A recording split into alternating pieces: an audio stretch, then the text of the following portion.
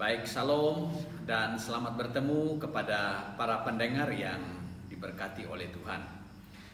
Baiklah, kembali bersama saya untuk melanjutkan pembelajaran kita pada kali ini sehubungan dengan bagaimana cara mempelajari kristologi dalam kitab Wahyu ya. Dan ini adalah bahagian yang keempat. Dan kita akan mempelajari beberapa hal sehubungan dengan kristologi dalam kitab Wahyu ini. Baiklah saudara pendengar yang diberkati oleh Tuhan, sebelum kita meneruskan pembelajaran kita berdoa. Saya pimpin kita di dalam doa.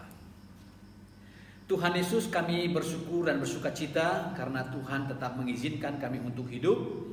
Dan saat ini kami mau mempelajari akan kebenaran firman-Mu.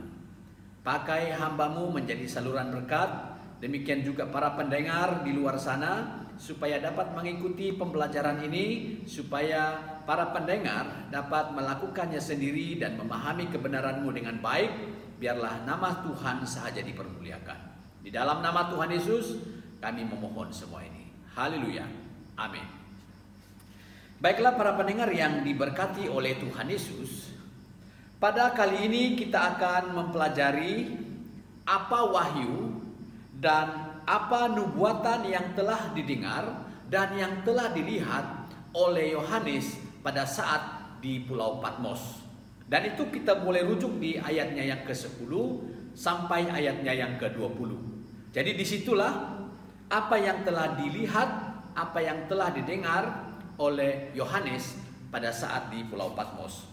Baiklah saudara, yang didengar dan yang dilihat oleh Yohanes pada saat di Pulau Patmos, yang pertama adalah di pulau ini dalam satu waktu yang disebut oleh Yohanes dengan istilah hari Tuhan ya.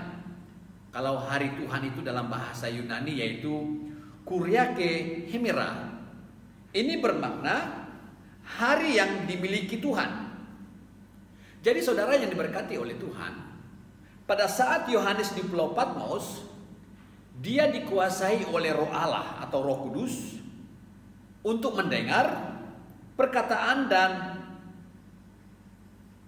apa yang diperintahkan oleh Tuhan kepada Yohanes, supaya Yohanes menulis apa yang dia dengar dan apa yang dia lihat, lalu dikirim kepada 7 jemaat yang ada di kota, yang ada di 7 kota kecil di Asia Kecil pada waktu itu ya, yaitu di Efesus, di Smyrna, Pergamus, Tiatira, Sardis, Philadelphia, dan Laodikia.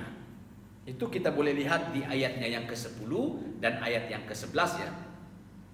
Itu hal yang pertama yang telah didengar, yang telah dilihat oleh Yohanes di Pulau Patmos pada waktu itu.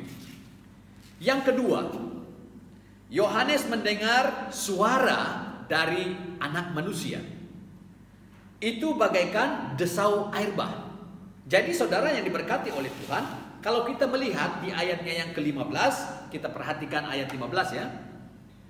Dan kakinya mengkilap bagaikan tembaga membara di dalam perapian, suaranya bagaikan desau air bah. Jadi dalam konteks 15 ini saudara, Yohanes berusaha untuk menjelaskan secara objektif, menceritakan apa yang dia dengar. Dia menjelaskan bahwa suara anak manusia itu bagaikan desau air bah. Jadi saudara yang diberkati oleh Tuhan, bagaimana perasaan Yohanes pada saat dia mendengar suara anak manusia bagaikan desau air bah itu? Apakah Yohanes merasa takut? Saya rasa tidak saudara. Saya rasa tidak. Andai kata pada waktu itu Yohanes merasa takut, gentar mendengar suara anak manusia yang suaranya bagaikan desau air bah, saya yakin Yohanes tidak dapat mendengar dengan baik, apalagi menulis dengan lengkap dan sempurna tentang wahyu dan nubuatan Yesus Kristus itu. Andai kata Yohanes merasa takut. Jadi karena Yohanes tidak merasa takut, maka Yohanes mendengar dengan baik dan menulis dengan sempurna dan sungguh lengkap. Kalau kita memperhatikan di ayatnya yang ke-17, di situ anak manusia juga mengatakan sesuatu kepada Yohanes. Kita perhatikan di ayatnya yang ke-17 ya. Wahyu pasal 1 ayat 17. Ketika aku melihat dia, tersungkurlah aku di depan kakinya sama seperti orang yang mati. Tetapi ia meletakkan tangan kanannya di atasku, lalu berkata, jangan takut, aku adalah yang awal dan yang akhir. Nah, jadi saudara yang diberkati oleh Tuhan, kalau kita melihat ayat 17 ini, anak manusia itu mengatakan sesuatu kepada Yohanes supaya Yohanes tenang. Jadi suara itu mengatakan jangan takut.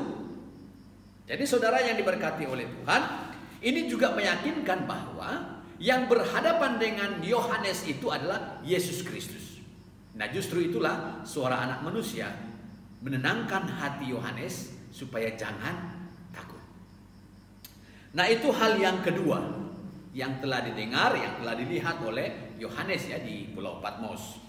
Baik, yang ketiga, apa yang telah didengar, yang telah dilihat oleh Yohanes di Pulau Patmos pada waktu itu, kita perhatikan di ayatnya yang ke-17 sampai ayatnya yang ke-20 ya. Jadi dalam konteks itu saudara, Yohanes mendengar anak manusia itu berkata, jangan takut, dan selanjutnya. Dan saudara boleh membaca itu di ayatnya yang ke-17 sampai ayatnya yang ke-20. Itu yang didengar oleh Yohanes pada waktu itu. Saudara yang diberkati oleh Tuhan, yang menjadi pertanyaan kita adalah, siapakah anak manusia yang dimaksudkan oleh Yohanes dalam kitab Wahyu ini? Tidak dijelaskan bahwa anak manusia itu Yesus Kristus, tidak. Dia hanya menggunakan istilah anak manusia. Nah, jadi saudara yang diberkati oleh Tuhan, istilah anak manusia ini, nomenklatur atau penamaan anak manusia ini pernah muncul zaman Daniel, pada waktu Daniel dibuang di Babel pada waktu itu. Nah, kita rujuk di dalam Daniel pasal yang ke-7 ya. Daniel 7 ayatnya yang ke-13. Mari kita membaca. Aku terus melihat dalam penglihatan malam itu, tampak datang dengan awan-awan dari langit seorang seperti anak manusia. Datanglah ia kepada yang lanjut usianya itu, dan ia dibawa ke hadapannya. Jadi saudara yang diberkati oleh Tuhan, berdasarkan Daniel pasal 7 ayat 13 ini, siapakah itu anak manusia? Tidak jelas ya. Karena istilah anak manusia dalam kitab Daniel 7 ayat 13, dia menggunakan huruf kecil. Anak itu, itu huruf kecil. Nah, jadi itu bukan menunjukkan Yesus kalau kita perhatikan terjemahannya di situ.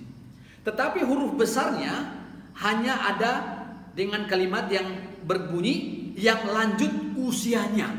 Jadi itulah huruf besar. Jadi saudara yang diberkati oleh Tuhan, itu sangat berbeza dengan apa yang digunakan oleh Injil. Contoh ya, kalau kita melihat dalam Injil Matius pasal 24 ayatnya yang ke-27, dia menggunakan huruf besar anak Allah, anak manusia itu. Ayatnya yang ke-30, Matius 24 ayat 30 juga menggunakan anak manusia huruf besar. Markus 13 ayat 26, dia juga akan menggunakan anak manusia huruf besar. Lukas 21 ayat 27 juga menggunakan istilah anak manusia dengan huruf besar ya. Wahyu pasal 1 ayat 13 dan Wahyu 14 ayat 14. Jadi kesemua ini menggunakan huruf besar anak manusia itu.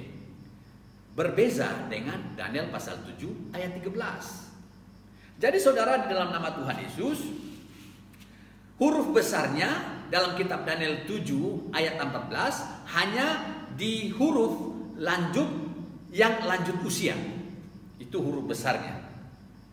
Saudara yang diberkati oleh Tuhan, tetapi kalau kita melihat atau kita memperhatikan peranan anak manusia dalam Daniel 7 ayat 13 ini ya, kita lihat ayat 14.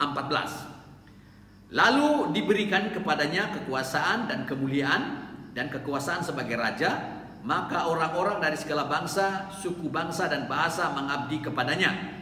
Kekuasaannya ialah kekuasaan yang kekal, yang tidak akan lenyap, dan kerajaannya ialah kerajaan yang tidak akan musnah. Nah, jadi sangat jelas saudara, di Daniel 7:14 itu menunjukkan peranan anak manusia di ayatnya yang ke-13 tadi. Dan ini menggambarkan bahwa anak manusia yang terdapat di Daniel pasal 7 ayat 13 itu menggambarkan tentang Yesus Kristus. Karena aspek-aspeknya di situ bahwa kerajaannya tidak akan musnah, kerajaan yang kekal. Begitu ya. Nah, jadi itu menggambarkan anak manusia dalam Daniel pasal 7 ayat 13 itu menunjukkan tentang Yesus Kristus. Karena aspek itu tadi ya, kekuasaannya yang kekal dan yang tidak akan musnah kerajaannya. Saudara yang dikasihi oleh Tuhan Yesus, kalau kita banding dengan istilah anak manusia yang dijelaskan dalam Matius pasal 24 ayat 30, Matius pasal 13 ayat 26, Lukas 21 ayat 27, yang menjelaskan bahwa anak manusia memiliki kekuasaan dan kemuliaan. Itu ya.